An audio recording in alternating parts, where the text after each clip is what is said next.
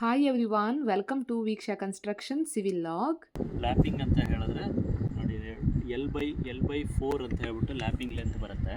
So L/4 ಅಂತ ಹೇಳಿದ್ರೆ 10 feet column ಇದೆ ಅಂತ ಹೇಳಿದ್ರೆ L/4 ಅಂತ ಹೇಳಿದ್ರೆ 2.5 ಫೀಟ್ ನಮಗೆ ಲ್ಯಾಪಿಂಗ್ ಲೆಂತ್ ಬರುತ್ತೆ. ನೋಡಿ, ಲ್ಯಾಪಿಂಗ್ ಲೆಂತ್ 2.5 ಫೀಟಿಗೆ ನಾವು ಮಾಡ್ಕೊಂಡಿದ್ದೀವಿ. ಹಾಗೆ ಇದರಲ್ಲಿ ಇನ್ನೊಂದು ಏನು ನೋಡಬೇಕಂತ ಹೇಳಿದ್ರೆ, ಲ್ಯಾಪಿಂಗ್ ಝೋನ್ ಅಂತ ಏನಿರ್ತದೆ ಅದು ಆಲ್ಟರ್ನೇಟ್ ಆಗಿರಬೇಕಾಗತ್ತೆ. ಇಲ್ಲಿ ಏನಿದೆ ಇದು ಕಟ್ ಮಾಡಿರೋದು, ಇದರದ್ದು ಬೇರೆ ಆಲ್ಟರ್ನೇಟ್ ಇರ್ತದಲ್ಲ, ಅದರದ್ದು ಬೇರೆ ಡಿಸ್ಟೆನ್ಸಲ್ಲಿ ಇರಬೇಕಾಗುತ್ತೆ. ಅದು L/4 ಅಲ್ಲಿ ಇರಬೇಕಾಗುತ್ತೆ. ಸೊ ಇದು ಲ್ಯಾಪಿಂಗ್ ಝೋನಲ್ಲಿ ಇರಬೇಕಾಗಿರೋದು. ಏನಕ್ಕೆ ಅಂತ ಹೇಳಿದ್ರೆ, ಯಾವುದಾದ್ರು ಒಂದು ಮೂಮೆಂಟಲ್ಲಿ ಒಂದೇ ಝೋನಲ್ಲಿದೆ ಅಂತ ಹೇಳಿದ್ರೆ ಲ್ಯಾಪಿಂಗ್ ಸ್ಟ್ರಕ್ಚರು ಇದು ಮತ್ತು ಇದು ಒಂದೇ ಝೋನಲ್ಲಿದೆ ಅಂತ ಹೇಳಿದ್ರೆ ಬೇಗ ಬ್ರೇಕೇಜಸ್ ಚಾನ್ಸಸ್ ಇರುತ್ತೆ ಅಲ್ಲಿ. ಸೊ ಅದನ್ನು ನೋಡ್ಕೋಬೇಕಾಗತ್ತೆ. ಯಾವಾಗಲೇ ಕಾಲಮ್ ರೈಸ್ ಮಾಡ್ತಾ ಇರುವಾಗ ಈ ಲ್ಯಾಪಿಂಗ್ ಅನ್ನೋದು ಇಂಪಾರ್ಟೆಂಟು. ಇದನ್ನು ನಾವು ಯಾವಾಗ ಮಾಡ್ಕೊತೀವಿ ಅಂತ ಹೇಳಿದ್ರೆ ಲಿಂಟಲ್ ಟೈಮಲ್ಲಿ ಲ್ಯಾಪಿಂಗ್ನ ಕೊಟ್ಬಿಟ್ಟು ಆವಾಗಲೇ ಮಾಡ್ಕೋಬೇಕಾಗುತ್ತೆ. ಆಮೇಲೆ ಮೋಲ್ಡಿಗೆ ಬಂದಾಗ ಲ್ಯಾಪಿಂಗ್ ಮಾಡೋಕ್ಕಾಗಲ್ಲ.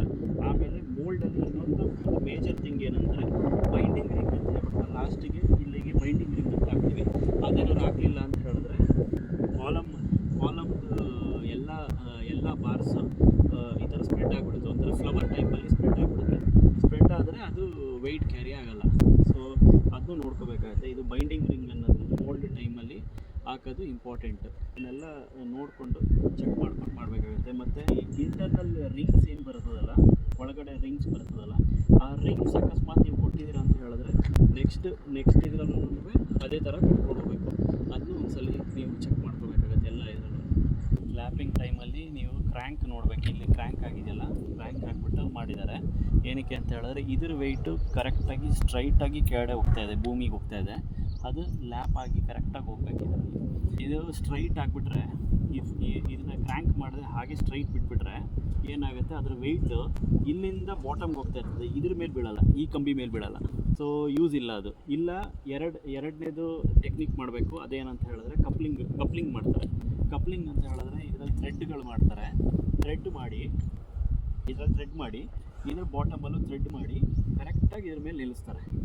ಸೊ ಇದನ್ನು ಕಪ್ಲಿಂಗ್ ಅಂತಾರೆ. ನೆಕ್ಸ್ಟ್ ಇನ್ನೊಂದು ಇದು ಸ್ಟೆಪ್ಪು, ಅದನ್ನು ಆಲ್ಮೋಸ್ಟ್ 20 mm ಆ ಥರ ಇತ್ತು ಅಂತ ಹೇಳಿದ್ರೆ ಬಾರ್ನ ಬೆಂಡ್ ಮಾಡೋಕ್ಕಾಗಲ್ಲ, ಕಪ್ಲಿಂಗ್ ಮಾಡ್ತಾರೆ. ಅದು ನೀವು ಅಪಾರ್ಟ್ಮೆಂಟಲ್ಲೆಲ್ಲ ನೋಡ್ಬೋದು. ಮತ್ತು ಇನ್ನೊಂದು ಲ್ಯಾಪಿಂಗ್ ಮಾಡ್ತಾರೆ. ಎಲ್ಲಿ ಅಂತ ಹೇಳಿದ್ರೆ ಈ ವೆಲ್ಡಿಂಗ್ ಮಾಡ್ತಾರೆ, ವೆಲ್ಡಿಂಗ್ ಜಾಯಿಂಟ್ ಮಾಡ್ತಾರೆ. ಸೊ ಅದನ್ನು ಬೇಕಾದ್ರೆ ಮಾಡ್ಬೋದು. ಅದನ್ನು ಇಲ್ಲ ಕ್ರ್ಯಾಂಕ್ ಮಾಡ್ಕೊಂಡು ಮಾಡಬೇಕು. ಸೊ ವೆಯ್ಟೇಜ್ ಕರೆಕ್ಟಾಗಿ ಡಿಸ್ಟ್ರಿಬ್ಯೂಟ್ ಆಗುತ್ತೆ ಕೆಳಗೆ ಗ್ರೌಂಡ್ ಫುಟಿಂಗಿಗೆ. ಇಲ್ಲ ಅಂತ ಹೇಳಿದ್ರೆ ವೆಯ್ಟು ನಾರ್ಮಲಿ ಔಟ್ಸೈಡ್ ಹೋಗ್ತಾ ಇರುತ್ತೆ. ಸೊ ಇದೊಂದು ಗಮನ ಇಟ್ಕೋಬೇಕು.